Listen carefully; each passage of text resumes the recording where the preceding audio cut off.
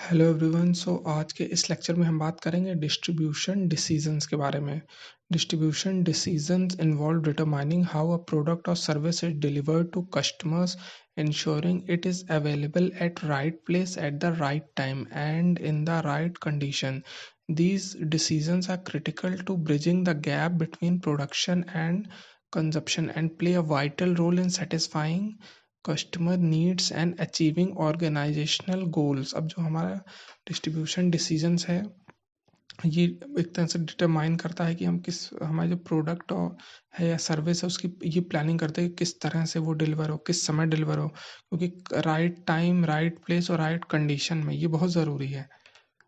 फिर इसके बाद आते हैं, ये एक तरह से होता है कि गैप ब्रिज करता है कि हमारा जो प्रोडक्शन है वहाँ से लेके कंजप्शन के बीच में, एक तरह से कि प्रोडक्ट बनने से लेके वहाँ से हमने लाइक कोई सामान है फैक्ट्री से उठ के कस्टमर के यहाँ जाने तक या यूसेस तक, ये होता है कि डिश मतलब कि ये ब्रिज की तरह काम करता है। ठीक है, ताकि कस्टमर की नीड सेटिस्फाई और ऑर्गेनाइजेशनल गोल अचीव हों।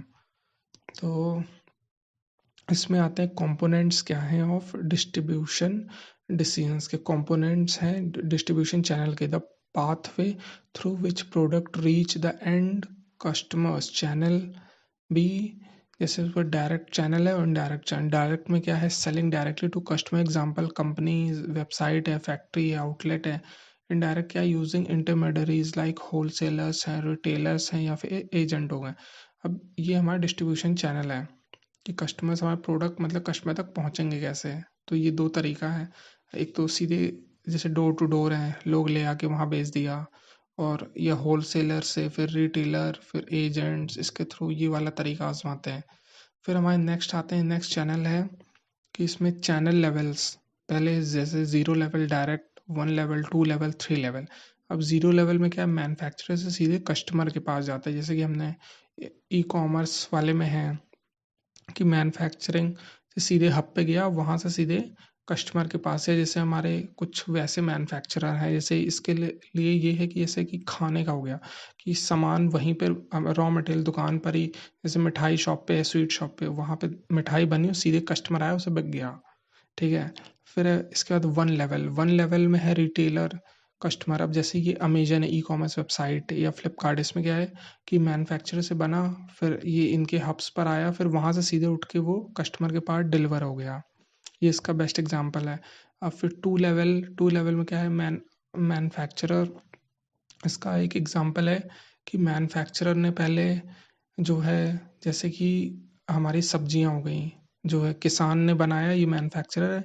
फिर वो मंडी में गया, होलसेलर है, फिर उससे दुकानों पर गया, रिटेलर में और छोटी मंडियों में, मतलब जो मार्केट के बाजार लगते हैं वो। फिर वहाँ से फिर कस्टमर आया, खरीद लिया, तो ऐसे पहुँच गया। तो ये हो गया टू लेवल। इसके बाद थ्री लेवल, थ्री लेवल का हमारा इसमें आते हैं manufacturer, agent, wholesaler, retailer, customer. अब इसमें जैसे हमारा हम देख सकते हैं कि या फिर कंपनी के शेयर हो गए हैं कि मतलब कि जैसे ब्रोकर है जो कि लाइक एक जो है हमारा एजेंट का काम करेगा, फिर और वो एजेंट या होलसेलर दोनों का काम करेगा। फिर इसके बाद फिर वो लाइक कस्टमर्स को सेल करेगा, लाइक अपने जो मतलब रिटेल प्लेटफॉर्म से डायरेक्ट करके। तो इस तरह का है इसमें। या फिर और भी देख लेते हैं, जैसे ये हमारे इंश्योरेंस का है, उसमें ये चीज़ आ सकती है। और हाँ, इसका नेक्स्ट आता है डिस्ट्रीब्यूशन इंटेंसिटी कि किस लाइक कितनी हम क्षमता से, डिस्ट्रीब्यूशन की कैपेसिटी क्या है, ये भी इससे तय कर सकते हैं कि फिर intensive distribution, product are made available in as many outlet as possible. अब जो है प्रोडक्ट्स हमारे हैं कि हमारा जो डिस्ट्रीब्यूशन कितना, हम उसको कितने ज़्यादा आउटलेट पे हम उसको प्रोवाइड कर सकते हैं, क्योंकि हर जगह आदमी दुकान पे आएगा, अच्छा यही दिखेगा यही दिखेगा, तो उसे वही खरीदेगा। जैसे example FMCG product like snacks है, बेवरेजेस है, कोल्ड ड्रिंक है, या फिर जो है हमारे ये चिप्स हैं, पैकेट है, जैसे तेल है, साबुन है, नमकीन है, ये सारी चीज़ें एफएमसीजी में आ जाएंगी। मतलब सडन आए सडन बिकती हैं, ये इनका मतलब शेल्फ मतलब कम, ये मतलब शेल्फ में कम टिकते हैं। तो इसके बाद आते हैं सेलेक्टिव डिस्ट्रीब्यूशन, जैसे products are available at selected outlet, select जैसे बहुत लिमिटेड आउटलेट्स पे, जैसे कि कपड़े हैं, हर जगह कपड़े आपको नहीं देखने को मिलेंगे। जैसे इलेक्ट्रॉनिक स्टोर हैं या डिज़ाइनर्स क्लोथिंग हो गई, तो इसकी लिमिटेड शॉप है, क्योंकि आप इसको उतना रेडली यूज़ भी नहीं करते हो कि हर वक्त इलेक्ट्रॉनिक्स का नहीं यूज़ करते रहते हो कि आपने जैसे फ़ैन जब सोना है या जब काम है तब चलाया, कूलर का सीज़न में ही चलाओगे, कपड़े हैं सीज़न में ही पहनोगे। ऑब्वियस बात दिन भर में कपड़े पहने रहते हैं, लेकिन जैसे पार्टी वियर अलग हैं, गर्मी वाले अलग हैं, नाइट क्लोथ्स अलग हैं। तो ये इस तरह का है। फिर इसके बाद है एक्सक्लूसिव डिस्ट्रीब्यूशन। अब इसमें डिस्ट्रीब्यूशन है कि exclusive distribution product are sold through a single or limited number of outlet, example luxury brand like Gucci और रोलेक्स। अब जो हमारा एक्सक्लूसिव डिस्ट्रीब्यूशन है वो क्या होता है कि कुछ लिमिटेड नंबर ऑफ आउटलेट्स होते हैं, या जैसे ई कॉमर्स कंपनी का है कि जैसे फ़ोन्स हैं, एप्पल का ही आईफोन देख लें, तो वो जैसे ऑनलाइन उपलब्ध है या उनके स्टोर पे, और हर जगह नहीं उपलब्ध है जो है, और हर जगह उनके मतलब या फिर जो आउटलेट्स होंगे लिमिटेड उन्हीं से उपलब्ध रहता है, जो अच्छे लाइक रजिस्टर्ड रिटेलर्स हैं, गुड रिटेलर्स हैं, उन्हीं के पास उपलब्ध है, जिनके पास कस्टमर्स वैसे आते हैं। ठीक है। फिर इसका नेक्स्ट आते हैं logistics and supply chain management. इसमें क्या है, decision related to transportation, warehousing and inventory management and order fulfilment. अब इसमें लॉजिस्टिक्स सप्लाई चेन में ये आता है कि डिसीजन हमारे मतलब कि ट्रांसपोर्टेशन किस तरह से होगा।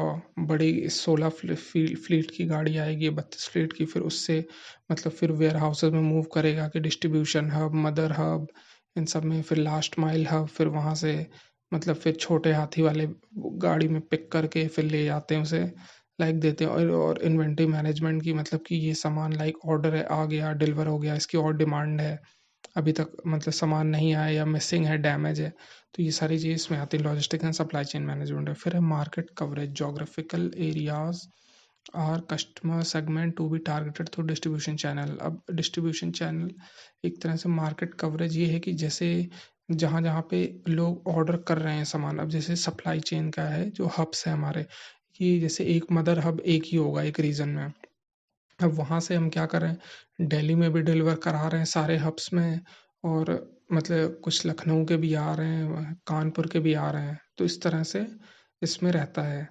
तो ये डिपेंड करता है कि ऐसे जो एरिया में ज़्यादा लाइक लोग सामान ऑर्डर कर रहे हैं तभी वहाँ पे वो हब फॉर्मेशन होता है कि हाँ मतलब कि आप रिक्वायरमेंट फुलफिल हो पा रही कस्टमर की। अदरवाइज अगर लोग डिमांड नहीं करेंगे तो उतना हब बड़ा बनाने का, उसका मेंटेनेंस, उसके सारे एम्प्लॉय कॉस्ट, ये सब जो है फिर वेस्ट हो जाएगा अदरवाइज। फिर technology integration using digital tool like CRM tool, e commerce platform या फिर tracking software to streamline distribution.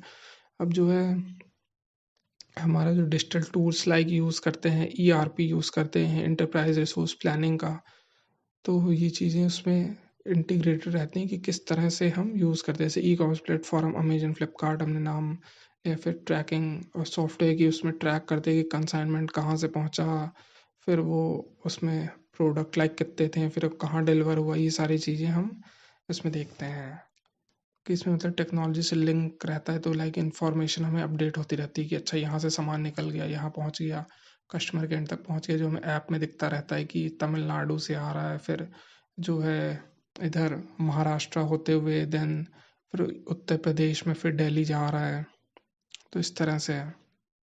फिर है फैक्टर इन्फ्लुएंसिंग डिस्ट्रीब्यूशन डिसीजन। अब इसमें क्या फैक्टर्स हैं जो हमारे इन्फ्लुएंस करते हैं डिसीजन, डिस्ट्रीब्यूशन डिसीजन को। पहला तो product type, perishable good require faster distribution channel, example food product. Durable good में use slower but cost efficient channel. अब जो है हमारे जो पेरिशेबल गुड्स हैं, जो मतलब FMCG वाले कह लें, जो फूड प्रोडक्ट है, ये जल्दी जल्दी मतलब कि डिस्ट्रीब्यूट हो, जैसे सब्जियां हैं या फिर जो भी हमारे ये मार्केट में फूड पैक्ड प्रोडक्ट है, ब्रेड है, मिल्क है, ये सारी चीज़ें। और जो हमारे ड्यूरेबल गुड है जिनकी लाइक लॉन्ग शेल्फ लाइफ है, जैसे ये मान के चले दाल चावल हैं, तो ये मतलब कि थोड़ा स्लो मूवमेंट होगा, लेकिन इनके और ये कॉस्ट एफिशिएंट भी, क्योंकि जैसे दाल महंगी है, मान लीजिए चावल महंगे हैं या बासमती चावल महंगे हैं, क्योंकि ये इनकी ड्यूरेबिलिटी है। फिर इसके बाद आते हैं टारगेट ऑडियंस। अर्बन एरियाज में require extensive network while rural areas might need selective approach. अब हमारी टारगेट ऑडियंस क्या है कि जैसे अर्बन में क्या है कि बल्क में लोग ऑर्डर करते रहते हैं चीज़ें, तो यहाँ पे क्या है, यहाँ डिमांड भी ज़्यादा है क्योंकि यहाँ खेत नहीं है, उग नहीं सकता, तो इस चीज़ से है कि ये चीज़ें यहाँ पे मतलब ज़्यादा रिक्वायर्ड है, तो यहाँ नेटवर्क अच्छा होना चाहिए ताकि डिलीवर हो पाए, क्योंकि मेन पैसा यहाँ से ज़्यादा निकलता है। और फिर विलेज एरिया में क्या है कि वहाँ पे बहुत सेलेक्टिव अप्रोच, क्योंकि वहाँ पे कस्टमर हैं लेकिन कम है, कम लोग ऑर्डर करते हैं, कम लोगों को पता है, ये भी कह सकते हैं। और वहाँ चीज़ें लाइक ईज़िली उपलब्ध हैं, तो लोग कहते हैं खरीदें क्यों? Why should we invest money on that? फिर इसके बाद आते हैं हम मार्केट कंडीशन पे। मार्केट कंडीशन या कॉम्पिटिटिव मार्केट में require wider coverage to ensure availability. अब कॉम्पिटिटिव मार्केट है तो उसमें ये है कि कस्टमर ले तो लेगा, लेकिन कस्टमर कहेगा कि जब हमें इतने 1 रुपये का डिफरेंस है और जिसमें मतलब एक में चल के जाना पड़ा, एक में घर पे आ रहा है, तो जिसमें घर पे आ रहा है और 1 रुपया सस्ता है तो कस्टमर उससे लेगा, ना कि जो चल के जाना है वो।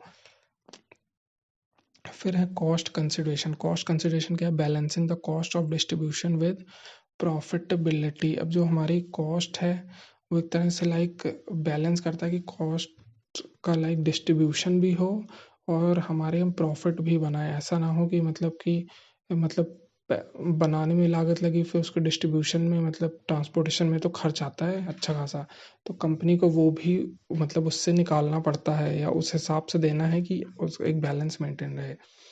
फिर है कम्पटीटिव स्ट्रेटजीज। कम्पटीटिव स्ट्रेटजीज ऐसे होनी चाहिए कि how competitor distribute the product and adopting competitive approaches। अब competitor का हमें ये भी देखना है कि ऐसे और पुराने हमारे जो रिटेलर शॉप है वो क्यों पिट जाते हैं, क्योंकि वो डिस्काउंट नहीं दे पाते हैं। उनकी लाइक वो होता है कि मल्टीपल मतलब लेवल से होकर गुजरता है सामान, तो वो हर कोई अपना उसमें प्रॉफिट देखता है कि 10 ही रुपए, उसमें ट्रांसपोर्टेशन चार्ज ये सब लेता है, लेबर चार्जेस ऑब्वियस सी बात लेगा। और जो ये हमारे मतलब ई कॉमर्स प्लेटफॉर्म से ये क्या करते हैं, डायरेक्ट मैन्युफैक्चरर से इनके हब पे आता है, फिर यहाँ से डायरेक्टली मल्टी लेवल से होके गुजरता है, तो बल्क में मूवमेंट होता है प्रोडक्ट का, तो उसमें कॉस्ट सेविंग हो जाती है। और फिर है कंपनी ऑब्जेक्टिव। कंपनी ऑब्जेक्टिव क्या है? Aligning distribution strategies with overall business goals such as market penetration and brand exclusivity. अब इसमें क्या है कि कंपनी का ऑब्जेक्टिव जो है वो भी हमारे डिस्ट्रीब्यूशन स्ट्रेटजी से एक तरह से अलाइन होना चाहिए, ताकि ओवरऑल बिजनेस को फ़ायदा करे कि मार्केट पेनिट्रेशन कर रहा है, ये चीज़ें देखना है। ब्रांड एक तरह से लाइक मार्केट में स्प्रेड है पूरी तरह से, ये भी चाहिए। और टेक्नोलॉजी एंड इंफ्रास्ट्रक्चर ये भी एक इम्पॉर्टेंट फैक्टर है कि अगर हमारे पास जैसे टेक्नोलॉजी नहीं है तो गांव में क्या दिक्कत आती है कि वहाँ पे अच्छी सड़कें ना होने के कारण लाइक डिस्ट्रीब्यूशन चैनल एफिशिएंट नहीं, कि कार जैसे हम वो लेके जाते हैं उसमें जो हमारे डिस्ट्रीब्यूशन वो एक छोटी सी ट्रॉली होती है, तो उसमें मोस्टली होता है कि गड्ढे में फंस जाना, तो वो डिले होना, डैमेज होना, प्रोडक्ट का फिर डैमेज होना, कार का तो अलग ही होगा। फिर उसमें पेट्रोल कंजप्शन बहुत होना, क्योंकि स्मूथ सड़कें हैं तो पेट्रोल कंजप्शन कम होगा एज़ कम्पेयर टू वैसे रफ सड़कों में। तो ये चीज़ें इसमें रहती हैं। जो मॉडर्न है वहाँ पे ईज़िली हो पाता है, इसलिए शहरों में ये ज़्यादा तेज़ी से स्प्रेड होता है। तो इसके बाद हम आते हैं एडवांटेजेस। क्या advantage of effective distribution decision? पहला है enhancing customer satisfaction, ensure product are available where and when customer need them. अब इसका एडवांटेज ये है कि इफेक्टिव डिस्ट्रीब्यूशन होगा तो कस्टमर का सेटिस्फैक्शन ये रहेगा, क्योंकि प्रोडक्ट जहाँ उसे चाहिए और जब चाहिए तब उपलब्ध है। ऑनलाइन ऑर्डर कर रहे हैं, ऐसे ये स्विगी है या फिर जोमेटो का खाना मंगाना है तो हमने क्विक किया तुरंत आ गया। ऐसा ना कि एक हफ्ते पहले हमें खाना ऑर्डर करेंगे तो फिर क्या फ़ायदा रहेगा, खाने की क्या कंडीशन होगी और आदमी का क्या होगा जो ऑर्डर करेगा। तो इसका ध्यान रखें। फिर है market expansion, help businesses reach new geographic और डेमोग्राफिक मार्केट। अब मार्केट एक्सपेंशन इसका एडवांटेज कि मार्केट हमारी एक्सपेंड होगी, क्योंकि भाई इतना बड़ा अच्छा नेटवर्क हमने बना रखा है, तो ऑब्वियस सी बात है अलग अलग एरियाज़ में वो मतलब कि बिजनेसेस को मतलब एक्सपैंड करने में मदद करेगा। फिर है ऑपरेशनल एफिशिएंसी। अब क्या है कि हमारा जो मार्केट है उसकी ऑपरेशनल की एफिशिएंसी होनी चाहिए, जो हम ऑपरेशंस मतलब है कि प्रोडक्ट लाइक डिलीवर करने में कि यहाँ से आ रहा है, पैकेजिंग है, फिर उसको मतलब मल्टी लेवल से होते हुए कई हब से गुजरते हुए, और ताकि वो एक होता है कि बहुत स्ट्रीमलाइन होगा हमारा कि ईजिली आ रहा है, सारे पेपर के क्लियरेंस हैं उसके, तो हमारा वो कॉस्ट कम लगेगा और फिर और डिलीवरी टाइम कम लगेगा, तो कस्टमर कहेगा कम टाइम में कम पैसे में मिल गया, तो कस्टमर खुश होगा, क्योंकि ये इसीलिए ये चल पा रही लाइक जो हमारे ई कॉमर्स प्लेटफॉर्म्स है वो अच्छे मतलब प्रोडक्ट प्रॉपरली डिलीवर कर रहे हैं टाइम से और कम कॉस्ट में। और लाइक उसकी ये भी है कि रिटर्न यही ईजिली रिटर्न है। और जो हमारे वैसे रिटेल स्टोर होते हैं वो ये करते हैं कि मतलब कि अगर आपने खरीद लिया तो वो वापस, अगर प्रोडक्ट डैमेज है तो वापस करने में बहुत परेशानी खड़ी करते हैं। इसलिए जो हमारे रिटेलर्स हैं वो डिस्काउंट भी लाइक नहीं देते, एमआरपी पर ही चार्ज करते हैं फुल। तो ये एक तरह से ये प्रॉब्लम आती है जिससे मतलब कि रिटेलर्स की मार्केट इस समय मतलब पिट जा रही है। फिर है competitive advantage, ensure better market presence compare to competitor. अब जैसे ई कॉमर्स है तो उसके लिए कॉम्पिटिटर्स तो यही हुए, या फिर जो हमारे रिटेलर्स उनके लिए कॉम्पिटिटर ई ई कॉमर्स वाले हैं। तो एक तरह का एडवांटेज रहता है कि बेटर मार्केट प्रेजेंस इन्होंने बनाई हुई है और एज कम्पेयर टू कॉम्पिटिटर्स। अब एग्जाम्पल आते हैं डिस्ट्रीब्यूशन डिसीजंस का। अब जैसे एप्पल की हम बात करेंगे, Apple uses exclusive distribution by selling it's product through it's official stores and few authorised retailer. It combines this with an efficient online platform to reach customers directly. This strategy reinforces its premium brand image and ensure product quality control. अब जो Apple है इसका बहुत exclusive distribution है, product को cell करने से लेके इनके ऑफिशियल जो स्टोर हैं या फ्यू ऑथराइज्ड रिटेलर्स जो हैं, जैसा कि हमने बात की थी। It combines with the efficient online platform, और जो बहुत एफिशिएंट प्लेटफॉर्म्स है उनसे ही ये लाइक लिंक्ड है कि मतलब उन्हीं को देना है। ऐसा नहीं कि हर किसी प्लेटफॉर्म पे आप ये नहीं देखेंगे एप्पल के जो आईफोन्स हैं। ताकि इसकी मतलब ये होता है कि इसकी स्ट्रैटेजी रहती है कि इनकी जो ब्रांड प्रीमियम है और इनका क्वालिटी कंट्रोल रहे। कि जैसे होता है ना कि उसमें बहुत सारे कभी कभी होता है जो वीडियोस हम वायरल हुए होते कि प्रोडक्ट नहीं मिला या कुछ गलत चीज़ें आ गई, तो वो कभी कभी होता है कि वो मतलब कि इन द बिटवीन वहीं पे ही कुछ गड़बड़ होती है। क्योंकि इनिशियल स्टेज में तो वो संभव नहीं है कि वहाँ से, ऐसा तो कंपनी कोई गलत मोटिव से तो चलती नहीं है। फिर आते हैं Coca Cola. Coca Cola employees intensive distribution making it's product available in supermarket, convenience store and vending machine and restaurants globally. This wide availability strengthen its market dominance. अब जैसे कोका कोला है, कोका कोला का intensive distribution है, मतलब ये हर जगह इन्होंने फैले हुए हैं। सुपरमार्केट में आप देखेंगे, convenience store, vending machine, restaurants पे ईजिली उपलब्ध है। और ताकि मतलब इन्होंने अपना जो मतलब मार्केट उसको बहुत वो करके रखा हुआ है कि पूरा मतलब एक होता है कि किसी और को तो मौका ही मत दो। इस तरह से ये स्प्रेड है मार्केट में। और अगर प्रोडक्ट रहता भी है फिर भी हर जगह आप देखेंगे कोका कोला, कोका कोला तो ईजिली उपलब्ध है, तो लोग इसको चुनने में मतलब फर्स्ट थॉट में ये आता है, सेकंड थॉट में कोई आता ही नहीं है। तो इस तरह की ये चीज़ें हैं। सो हाँ, ये आपका ये लेक्चर इसी के साथ ख़त्म होता है डिस्ट्रीब्यूशन डिसीजंस का। Thank you, have a good day.